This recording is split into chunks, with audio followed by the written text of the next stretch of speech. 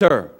And God saw how much that Rachel hated her sister Leah, so it said that God opened up Leah's womb and allowed her to birth children, and Rachel wasn't. And isn't it amazing how even in hated situations, God can always make it up to you? Isn't it amazing how that anytime you're in a place or there's something going on where you're being misused and abused, God will always enable you to be fruitful when nobody else is. I just need to raise my hand and thank God for all the times I felt forgotten, but somehow He still made me fruitful. I can't help but get excited because for every moment and for every instance that I thought I was on the back burner and I thought I was just gleaning in the back of the field, God said about face and turned everything around. And while I was just picking up the crumbs and thought that God had forgot about me, I looked up and realized everything's been turned around, and I had been given a platform to speak and do things I never knew was going to be made possible. And I got to take time and just thank God, because He can turn anything and everything around. But the difficult part comes is that in all of her doing, that she was birthing babies. She had 6 sons, and she was trying to win the affection of her husband, Jacob, by the fruit. And if you could ever get past, people is not going to love you and support you by what you can give them. That will only work for so long. But if you could ever get free and realize that there's nothing you can ever do to make that person love you, there's nothing that you could ever do to make God love you, there's not anything you could produce or give this world that's going to make you important enough for people to care about you. But what it comes down to is that if you could ever get over that and realize that the same God that gives you increase is the God that loves you, that it's not in what you give or what you produce or what you can do for it. It has nothing to do with how much scripture you can quote or how much you sweat during praise and worship. That doesn't make God love you at all. What makes God love you is when you can get to the place that you can say, God, if you never do anything for me, if you never bring anything in my life, I'm going to trust you. Even though things are falling apart in my life and it feels like I should just give up and I'm overwhelmed, when you can drag yourself to church and say, God, here I am, just do something in me. When you can get to the place where you don't even feel God and you wonder where He is and you wonder, God, why do you just feel so far away? But you can get to the place where you say, God, even if I don't feel you, I'm going to praise you. Even if I don't trust you, I'm going to praise you. Even if I'm not getting fed by your word, I'm still going to read it. I'm still going to do what it takes. I'm supposed to be calm today. She was in a place where she was trying to use what she was producing to win the affection of her husband. And what an environment that would be to grow up in. She gets excited. It comes time to birth the 7th child. And she's excited because 7 is supposed to be the number of completion. This is supposed to be her moment when everything comes together. This is supposed to be the baby that carries on the legacy of Jacob. This is supposed to be the child that should be reared in fear and admiration of the Lord, that does more than all the other children together. She had 6 boys up to this point. On the 7th one, she had a girl.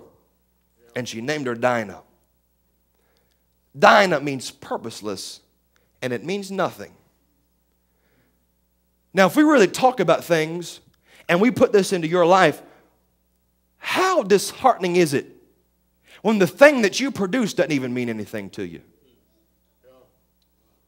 How tough is it to get up every day and go to a job that you've been to 10, 15, 20 years, benefits and retirement, but it doesn't fulfill you?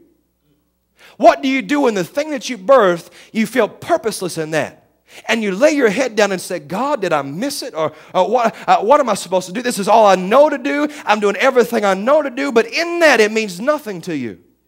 Can you understand Leah's frustration to be in that situation where in all of her doing and all of her getting, she can't get understanding of why her husband doesn't love her? Why is this happening to me? She's frustrated. She's embittered. It would be a crazy house to grow up in a place like that where you didn't even have a place to rest your head because your own parents were restless, because your own parents didn't understand what they're supposed to do. How are they supposed to speak into you and give you direction? Did anybody ever grow up like that? You don't have to raise your hand. But how true is that? I can understand why when we pick up in Genesis and it says that Dinah went out into the land looking for daughters. I can understand that. She was looking for something that she should have had in her own home. She was looking for a connection that she should have had with her own mother. She was looking for a relationship. How many people are looking for a relationship? You're looking for someone to mentor you, someone to speak into you. You're looking for that connection that completes you. You're looking for the friends that won't leave you. You're looking for people that won't use you today and hate you tomorrow. You're looking for something. You're searching for something. It says she went out through the land. She wasn't looking for men. She wasn't looking for a midnight fling, a midnight run. She was looking for someone that could complete the parts of her that were incomplete. And it said through the process, she wandered to a strange place called Shechem. And it said that she beheld the prince of the land. And you have to understand where Dinah's coming from. She's in a place where she looks in and she sees a man who is the prince, who has cattle, who has real estate, who has everything together, who's wearing the right clothes, everything looks good on the outside. And she comes from a background where she was forgot about. She lived a less than menial life. She was living in low income housing in the sense. She was in a place, and here is the one person, the one thing that looks like on the outside everything she needs. Yeah. And it said that the prince saw her, this purposeless, wilted woman. And it said that he lay with her and he loved her. And if you're like me, and you can just feel the religious undertone just raising, because in reality, they did sleep together and they were not married. I'll just look you in the eye and make sure we're all on the same page. They were not married and they slept together. But it was more than just a hookup. It was more than just shacking up. It said that the prince of Shechem, the prince, his father was Hamor, that he loved her. And that he utterly desired her. And for the first time in her life, she's with a man that treats her how a man should treat her. Even though things are out of order. Because in reality, they should have been dating. They should have had a courtship. They should have got to know each other. There should have been an engagement and a wedding before they slept together, but it didn't work out like that. But through the process, a love and a connection developed. So much so that this prince had to go back to his father, the king, and say, listen, I've met this woman. And Dad, I know you told me not to go to the club. I told you, and I told you I wasn't going to, but I did. And then I know, Dad, that you told me I'm supposed to have morals and do things right, but I fell under temptation, and I know I shouldn't have, but we went ahead and we slept together, and I realized I shouldn't have even done that, but there's some type of connection, and I know that she's the one. And that complicates things. Because in the times we live in, just like the scripture said, we have a mentality that says it ought not be done. Somebody say that ain't right. Am I supporting that? No. But the story gets even more interesting.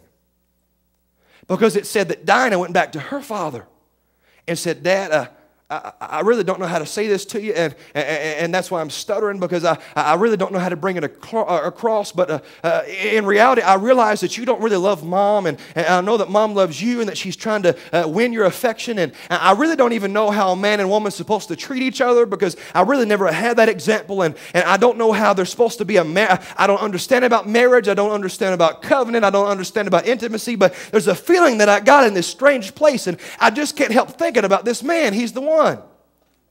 And I can understand, Bishop, why people can get hooked on drugs and not let go.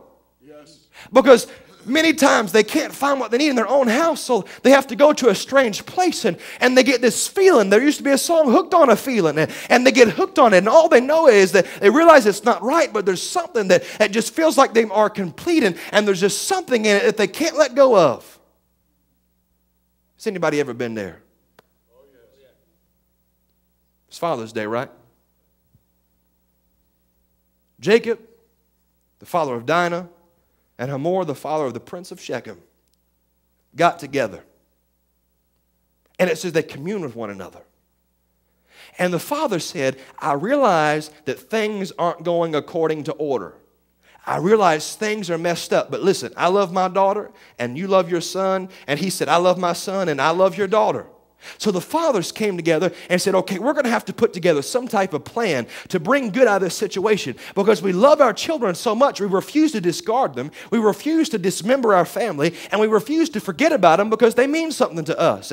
And through all this, they came together with a plan that said, okay, if they can enter into covenant, what we'll do is, I'm the king of the land, my name is Hamor, and I realize that you're Jacob, and I realize that you're called and that you have a great family, but in reality, I've got things to offer that you would like to have, I'm sure, because, oh, we've got real estate, and I realize you're living in a tent, so I've got a palace. And I realize that you're working the land and you're farmers, but listen, I've got so much cattle and sheep and farm and livestock that you wouldn't even have to work. That you could